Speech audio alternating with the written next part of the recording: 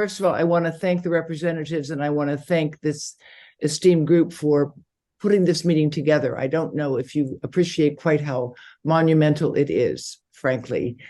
We welcome the opportunity to talk to an informed public about the important issue before you, which is what information do we have currently and how shall we proceed to protect ourselves and our families when it comes to what we know about non-ionizing radiation. And I will introduce briefly who I am and who Environmental Health Trust is. I direct a nonprofit think tank. Its chairman is Hugh Taylor, who is the chairman of OBGYN at Yale Medical School. And it includes a number of distinguished members of the board, including Frank Clegg, the former chair of Microsoft Canada. Our distinguished executive director will be speaking with you in a moment, and she is a truly expert on what is happening in the United States and around the world as communities grapple with the need to provide telecommunications in a way that is safer for all of our residents. And I want to stress that we really haven't heard much about children here today. But just as Blake Levitt told you about the vulnerability of trees and bees, please remember that we do a lot to protect our kids. We give them seatbelts and we give them special baby carriages and bike helmets. And if you travel with a youngster nowadays, you're carrying a whole armadillo of things that you have to help these children with. Well, the reality is we protect the brain of the child because we know it's special and it's developing fast and it needs that protection. I have a slide here that I'm not going to go over except to tell you that I have been working in science for more than 40 years. And I feel that this is one of the most important, underappreciated public health issues that the world faces today. What I want to talk to you now about is the fact that the FCC limits for every single phone and every single device and every single tower have not been changed since 1996. And those limits, as Blake Levitt alluded to, as Dr. Brown indicated, were based on old data set by the Soviets and studies of male monkeys and male rats in the 1980s that were deprived of food and they wanted to see how hungry they had to get. They learned how to use a lever to get food when they were starving, and they wanted to see how hot they would get to stop seeking food when they had already been deprived of food. That was the test, and they measured the temperature of those animals with a rectal probe. And based on that test, the FCC set limits for a 6-minute phone call originally. Those limits did not address chronic biological effects, and they did not address real-world exposures, and they particularly did not address the vulnerability of children nor that of the environment.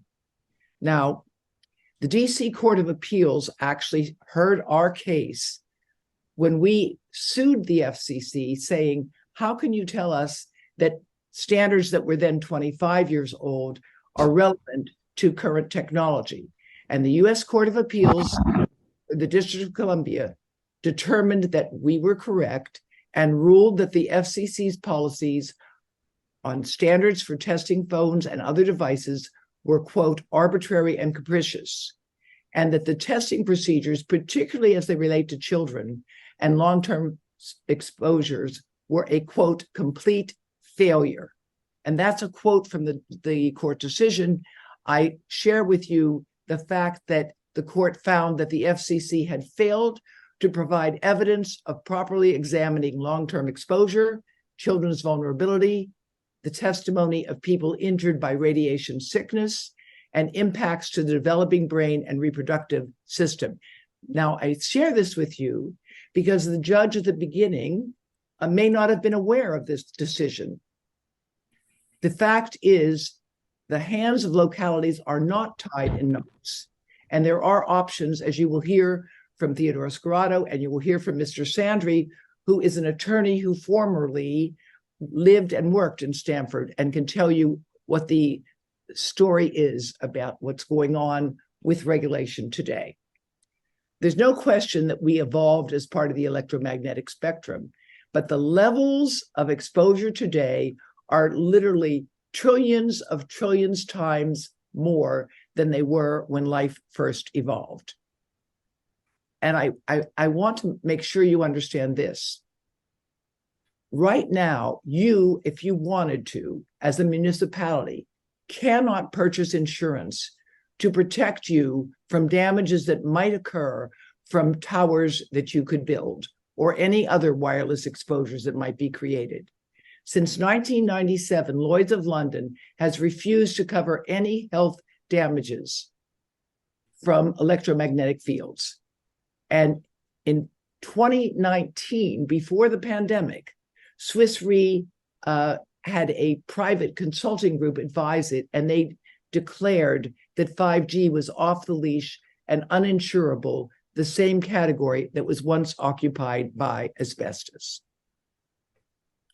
When it comes to what we do know about radiofrequency radiation and DNA damage, studies have been done, not in the United States, I should add, on DNA in persons residing close to base stations, such as the ones you will be soon asked to approve.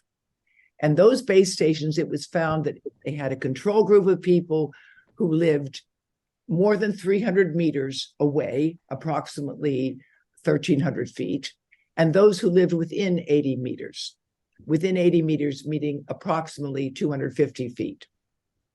And what they found was that people who lived closer to those towers had significant increased damage in their bloodstream.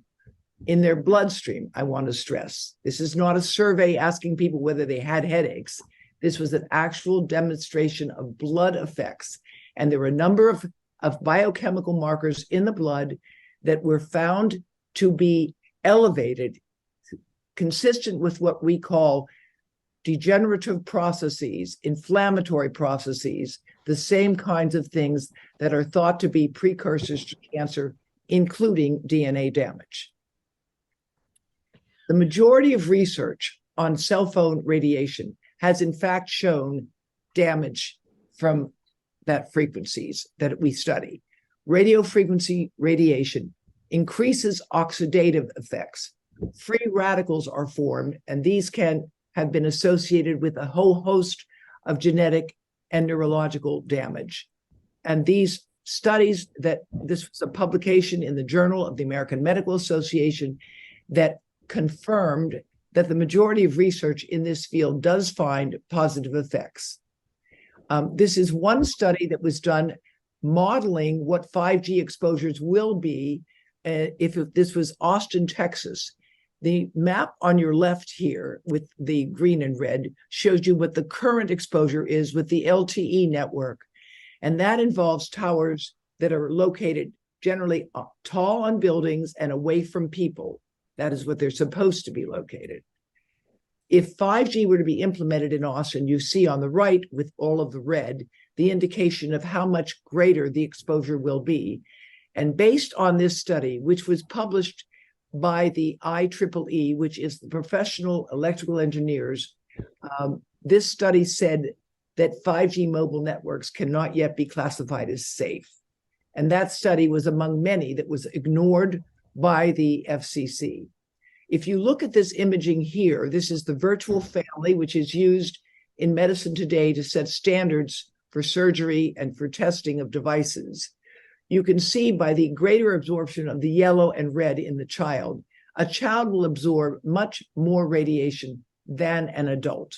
And think about that if you had bombardment with multiple 5G beamforming antennas. This is a simulation of the absorption into the brain and eyes of the child. As you look at this video, you'll see that the yellow is moving into the eyes and into the frontal lobe of this 6-year-old. And I can assure you the exposure into the child is in fact much greater, as you might imagine, than the adult. The children have thinner skulls, they absorb more radiation, they're growing more quickly, their brains contain more fluid, and for all of those reasons, they will absorb more. Now, because insects were mentioned before by Blake Levitt, I want to just share with you this paper that was published in 2018 that shows what she was talking about.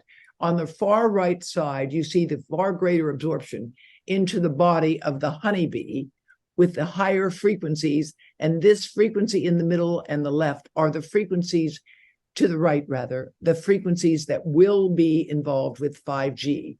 So people concerned with insects are deeply concerned about the prospect of that exposure. This is Connecticut. You have a great senator here.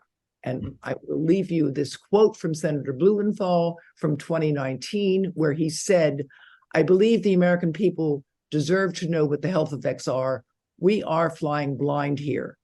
So there really is no research ongoing. We're kind of flying blind here, so far as health and safety is concerned. Thank you, Mr. Chairman. What happens when thousands of these cells begin appearing near schools, community centers, homes, and workplaces? And what happens to the workers who are up there repairing them? What happens to the folks who are walking by them every day, school children? And the younger the children, the more susceptible to the radio frequencies they may be.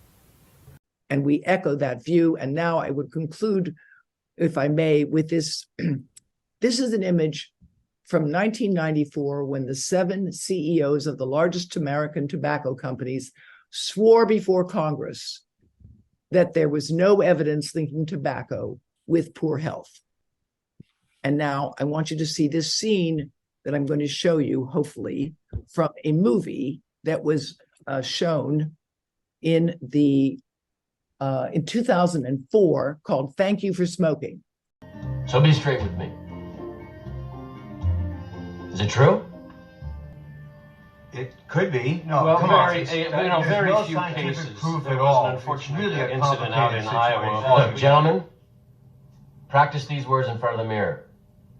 Although we are constantly exploring the subject, currently there is no direct evidence that links cell phone usage to brain cancer.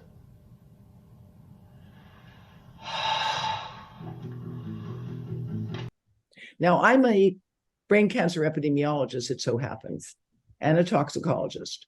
And I can tell you this: studying brain cancer is very difficult, and it's not something that's easily done. And the issue of brain cancer and cell phones will not be scientifically resolved in my lifetime. But we already know, as you've heard from Dr. Brown, and you will hear from others here, that cell phone radiation and tower radiation damages DNA, increases reactive oxygen species, and causes a host of effects that have been demonstrated to impair public health and the environment. I urge you to consider this as you move ahead in your deliberations. And I thank you again for having the wisdom and the courage to take on this issue.